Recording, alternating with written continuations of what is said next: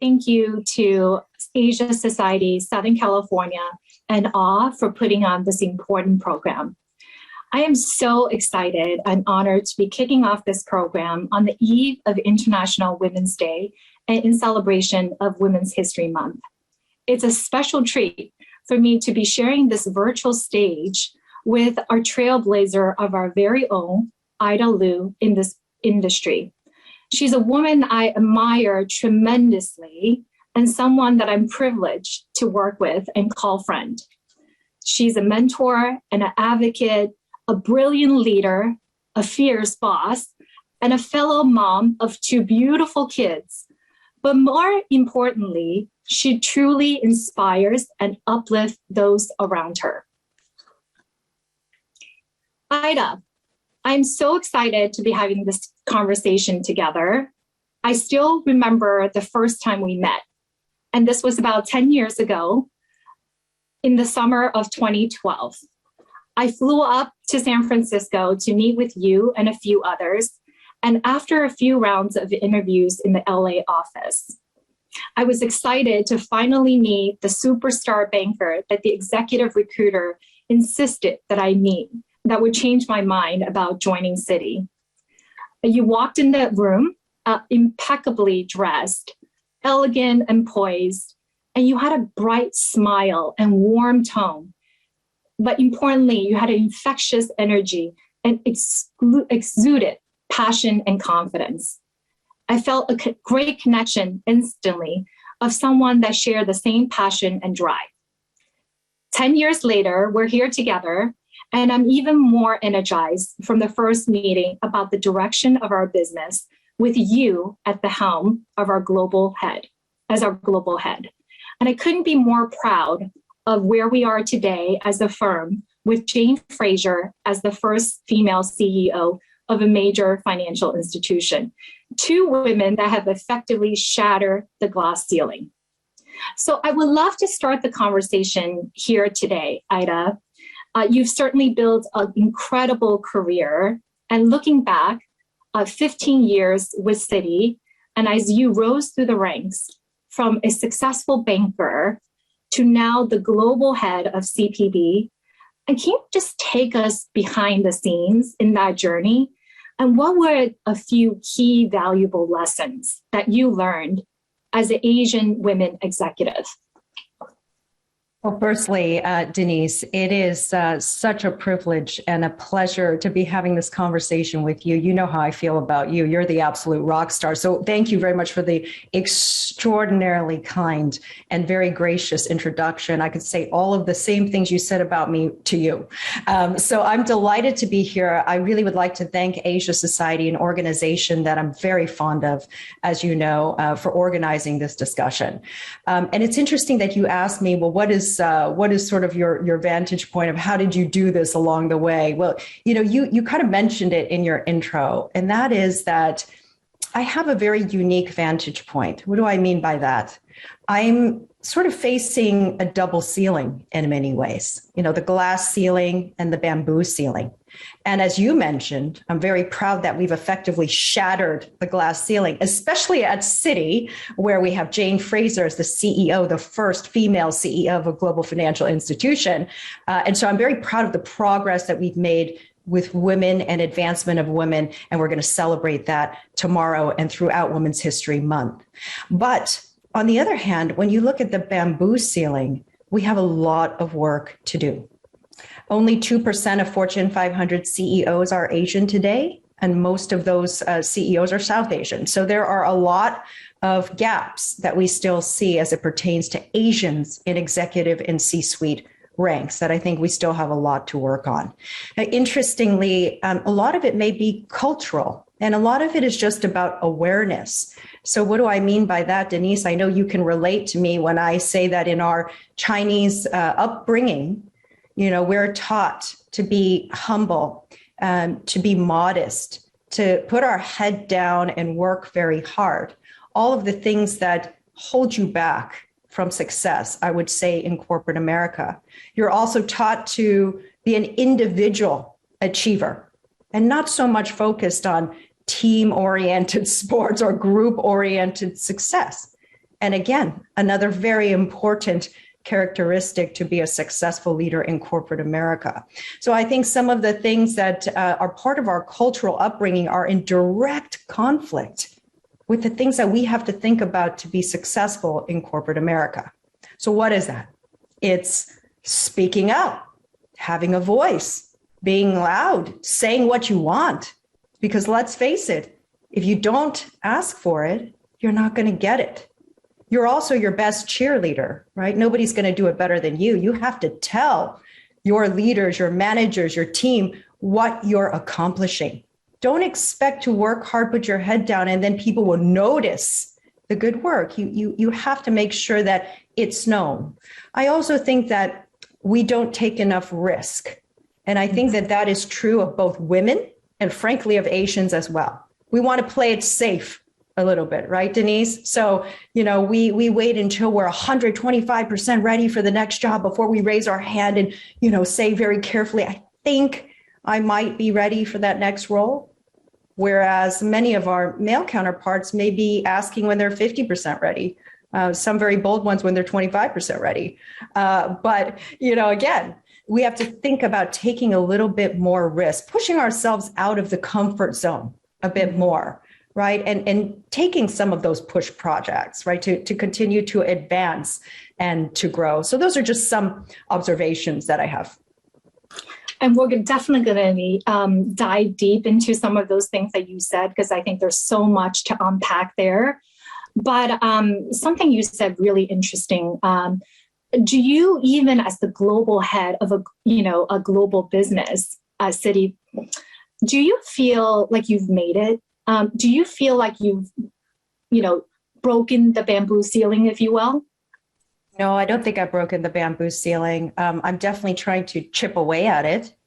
And why do I say that? Because I believe that, seeing is believing. Mm-hmm. And you have to be able to look up and see that it is possible. And it can't just be one or two people that you're looking up to. We have to achieve some sort of a scale there, right? And I think we all have to pay it forward, at least to make sure that we're aware of where the shortcomings are and why, for example, Asians get kind of stuck in the middle management. And when you look up at the executive leadership teams, it's very few and far between. So I think there's still a lot of work, Denise. So when you say, have I made it? I don't think so. I mean, one of the purpose statements is to really break that bamboo ceiling down, right? And there's still a long journey ahead, I think, for many of us. And it's important that we pay it forward, that we take the lessons that I just talked about and some other lessons that we've learned more broadly in the industry. As you know, you're very active with Asian Heritage. I'm co-chairing Asian Heritage, and we're seeing where some of the log jams are in our company, for example. And we really believe that what gets measured gets done. So we're measuring our progress. And I think that's very important when we hold each of our leaders accountable against those progress standards. So I think we're, making some movement there. But let me flip it over to you, Denise, because listen, 10 years ago, I met you and I knew instantly that you would be a brilliant addition to us here at Citi Private Bank. And you've been with us in 10 years. You went from a VP banker to a highly successful managing director leader here at our organization. So let's flip it around, Denise. I'd like you to share your experience thus far and what you've learned from your decade-long journey being here at Citi Private Bank. Thank you so much. I think my cultural upbringing as a first generation Chinese immigrant has really shaped who I am today. Yeah. And that starts with a mindset. And what do I mean by that? I think it was certainly not easy growing up, coming to a foreign country at the age of 11 and not knowing a word of English. And certainly it was not easy for my parents, right? But what I saw in my mom in particular is that she had a learner's mindset. She wanted to learn everything and do everything, and she wanted to excel. So it was really important, and I'll give you an example. At the age of 55, she took up Tai Chi. And what did she do? She excelled at it, and she's now teaching Tai Chi at, senior community centers in Manhattan. So I think that pursuit of excellence has always been ingrained in me at a very young age. I had to hustle, I had to learn the language really quickly. And I had to prove myself. I wanted to succeed because failure was just not an option. So I think, but I did have to learn some hard lessons along the way. And one of the tough feedback I have to say I learned was to really let go of perfection. That was a feedback that I received in my early career. And what I realized was that it was really unrealistic expectation of myself, but more importantly, of my team. And that really hindered a lot of progress. So I had to reframe my mindset, going from perfection to progress, really honing in on progress. And that really has helped me think differently and even embrace failures. And then secondly, I learned that it's critically important to build your personal brand and establish credibility. So when I joined you at Citi Private Bank as to help build out the Asian clients group, I was able to leverage my bicultural background to really succeed. And that evolved in the global clients business, the successful business that we see today. And that really has propelled me and establish my brand and my credibility as a global banker. So I think while perception may not be the whole truth, is really what people measure you by. So it's important to understand that perception. And if you don't know what your brand is, do a 360 evaluation and then fill in those blind spots. And third, I would say, be intentional. I'm a firm believer that purpose and intent in what we do is critically important to sustain the passion in the work. And speaking of purpose, I had the tremendous pleasure of meeting one of the trailblazers, former CEO of PepsiCo, Indra Nooyi today, thanks to Asia Society. And she was known for, amongst many things, her legacy in terms of performance with purpose. So it was really important. It's really important that as a company that we think about the broader contribution, not just in terms of profitability, but real, intent and progress. And finally, I would just say that, Jane Fraser said something which, stuck with me. And she said, we are a bank with a soul. And that truly reflects that the bank that we are building today, that we really value diversity, and diversity is our strength. So I'm really, really proud of the progress that, we have made, as you mentioned. And it has to align with our values. So Ida, maybe on that note, in speaking in terms of diversity, Asian Women Empowered is really built on the intersectionality of gender and race.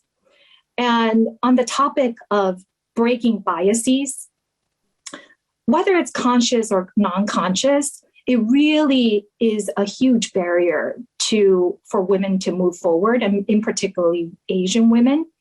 So can you share, as you reflect on your career, if you had experienced culture or gender bias and maybe how you have overcome it? Sure, I'm happy to, Denise, but I'm very curious. Do you practice Tai Chi? I try, but I'm terrible at it. I don't have the patience, I have to say. It's interesting too slow for me. I just came back from a 2-day silent meditation retreat, and I think it is so important to make sure that you find ways to calm, to relieve stress, to think about ways to really endure, right, for the long term. I think Tai Chi is one of those practices that is extraordinarily helpful in that regard. So now I'm going to know who I need to call when I want some Tai Chi lessons. So no, that's fabulous. And really very, very good points, Denise, that you made as well. I really agree with all 4 of the points that you made. Now, pivoting for a moment on, have I experienced bias or problems, in my career? Well, of course I have in many ways, right? So just as a quick example, I don't know if many people know this, but it has been proven that outspoken women, Asian women, are the least liked group because they are so far away from the typical stereotype of being the quiet, submissive, heads down stereotype that an Asian woman generally has, a model minority, silent minority type of a stereotype. So it's interesting because I've got so many comments throughout my career about how I'm, too ambitious. And that drives me absolutely nuts because I think, well, ambition is a great thing. I want my team to be really ambitious. I love ambition, and I think that ambition is a quality that many strive to have. But yet, I get feedback that I'm too ambitious. So I find that to be a really unusual comment. It's a form of unconscious bias in many ways. I've also heard feedback about how I'm unrelatable. Again, another indirect form of, a different kind of a sort of a bias. Why? Because, perhaps I'm different than what the typical expectation would be of someone. But I think that that's why it's so important, Denise, that you bring your authentic self in whatever shape or form to the office, because, I do tend to be a little bit more formal. Well, that's the way I was raised. That's how I'm comfortable. I do like putting myself together, but that's just the way I am. Right. So you can't ever compromise on who you are to try to fit different kinds of norms. I think that is the most important thing that I hope people will take away from this conversation. Bring your authentic self to work. Right. And even if people will judge you or whatnot, you can't let that impact you. Right. Because you are who you are and you should be proud of it. So yeah, that's sort of my, my quick, response to that question on biases. But, we just, we learn from those things and we continue to push forward. Yeah, absolutely. And I think, bringing your authentic self to work is so important. I wonder, looking back in terms of your career before private banking, you worked with a iconic Chinese designer, Vivian Tam. Wow. And so what a different pivot, right? From fashion, working in a more female dominated industry. Could you share with us why you chose Vivian Tam in terms of working with a Chinese woman? And in contrast to investment banking and private banking, what did you find in terms of the work culture difference was like? Wow. Okay. So how did I end up working for Vivian? Vivian was my idol since I was in high school. I loved her clothes so much. It would be such a pleasure when I was able to wear a piece of Vivian Tam clothing when I was 16, 17 years old. And every single time I wore her clothing, it made me feel fantastic. It gave me confidence. Her clothing was so beautiful. When I had the chance to meet her, I literally was speechless because I was so awestruck by this woman that I had idolized for so many years. First, because she was the first Chinese woman to really bring fashion design in that East meets West aesthetic into the United States market and then more globally. The first one. She came here with a suitcase from Hong Kong and she stood in line at Henry Bendel to show her goods. And then they saw them say, okay, great, wonderful. We'll sell it in Henry Bendel. And then the rest is history. Then she ended up building a global empire really based on having the Asian aesthetic in her designs, right? So that East meets West design. She is such a creative tour de force. I mean, she is an amazing, brilliant woman. And she's still a very dear friend. And I have nothing but respect for Vivian and what she's done as one of the first female Chinese trailblazers, I think, in this industry, in fashion and in the US market. Not being a American designer, but a Chinese designer coming into the American market. I learned so many things from her: entrepreneurship, creativity, the resilience that she has, the ambition that she has. she is truly one of a kind. One of a kind, really. I mean, she is outstanding. I had the great privilege of learning from an entrepreneur and a very, very successful entrepreneur. So as you know, I started my career in investment banking and pivoting from investment banking, which is a highly structured environment, to a creative, small business owning, business owner, private company role was a very different one for me, but super welcome and learned so many wonderful things. And then, of course, now pivoting back into private banking, which I love so much. So I've learned so much from her, and she's an absolute rock star and an inspiration to me. Everything that you described about her is really how we feel about you, and certainly in this industry, because you've been such a role model and trailblazer. But one of the key challenges really facing working moms today is this work-life integration. I'm not even going to call it balance, because there's no such thing. So I know you have 2 young kids of your own. Do you? So talk to us a little bit about that, because did you have to make any sacrifices? When you look back, how do you juggle it all? Please, I mean, Denise, I think you and I both know how hard it is, because you have 2 young kids as well. And I think there is no such thing as a balance. As you rightfully use the word integration, it is integration. Many of us in these last couple of years during the pandemic have been working double shifts, right? Juggling the demands of teaching our children, caring for our children, but they also at the same time, running the business and working. So it's been particularly challenging these last couple of years, but at the same time, it's also very rewarding, right? I wouldn't trade anything, in the world for being a mom. And I think that we all have a very difficult balancing act, and we do the best that we can. And in my personal parameters is that, starting Friday night, I try to focus only on the family through Sunday night, and then Monday through Thursday is fully intensity on work, right? And there are times in your life where work is going to take the priority, and there's times in the life where you have to take the foot off the gas and really focus on family, as well. And then one of the things that I will share with you in this group is that when I look back, I was really out of balance when I had my children. In fact, I got promoted when I was pregnant both times, first with my daughter and second with my son. And I felt the pressure of coming back to the office early. So I left my maternity leave early after 1 or 2 months to come back into the new jobs. And that is one of the things I regret the most. In retrospect, right? I want to make sure that every person, every parent that has a child on my team takes the full maternity leave and really focuses on that very special period in your life, when you're having your children, because it's a time that you really need to do that. So I think that there's plenty of integration. Nobody's perfect at it. It's very, very hard, but we all do the best that we can.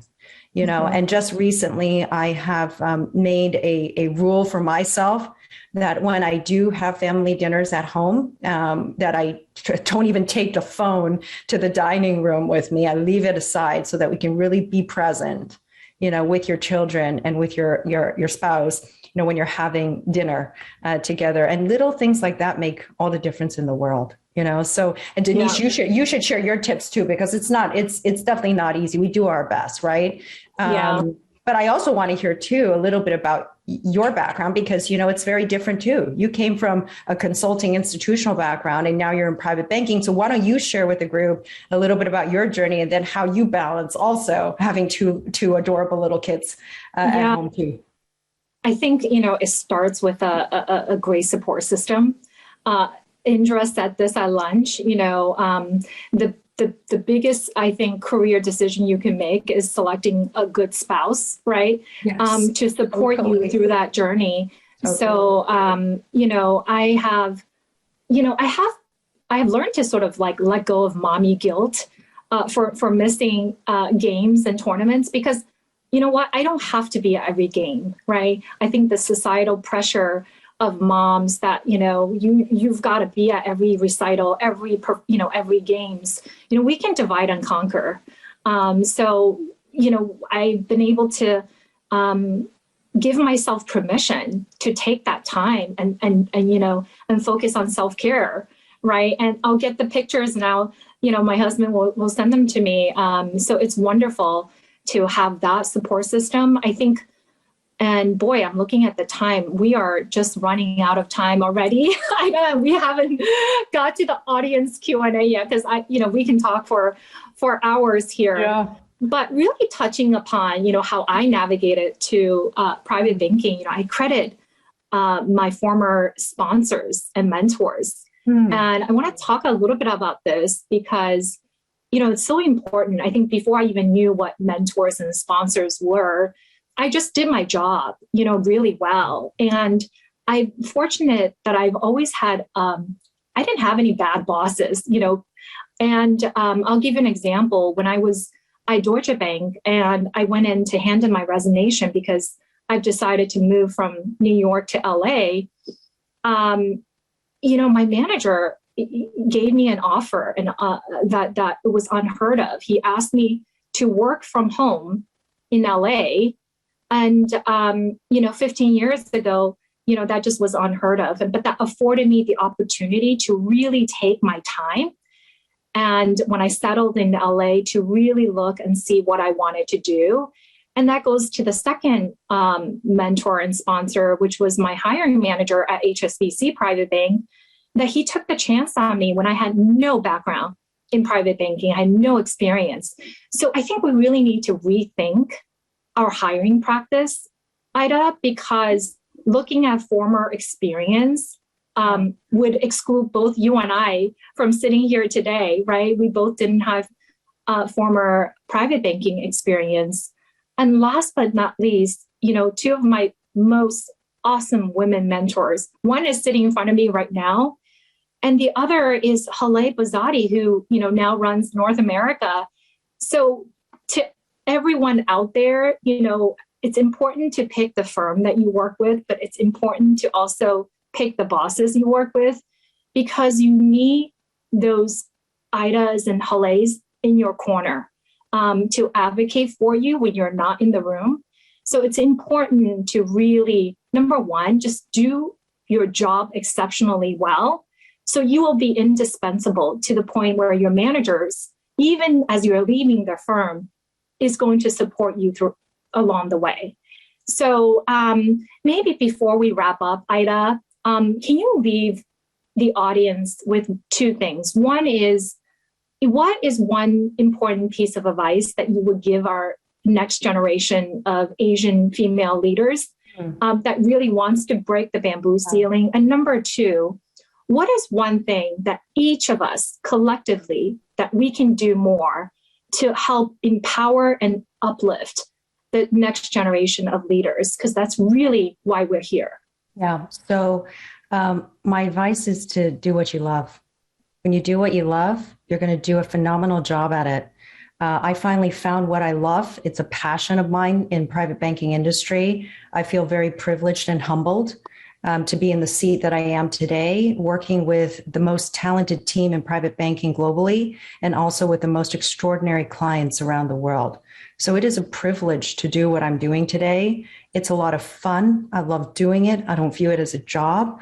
And it is re-energizing for me every day to be around people that inspire me. Okay, that's you, Denise. That's the team at Citi Private Bank, because we have such a phenomenal energy and focus and partnership and what we like to call a family culture.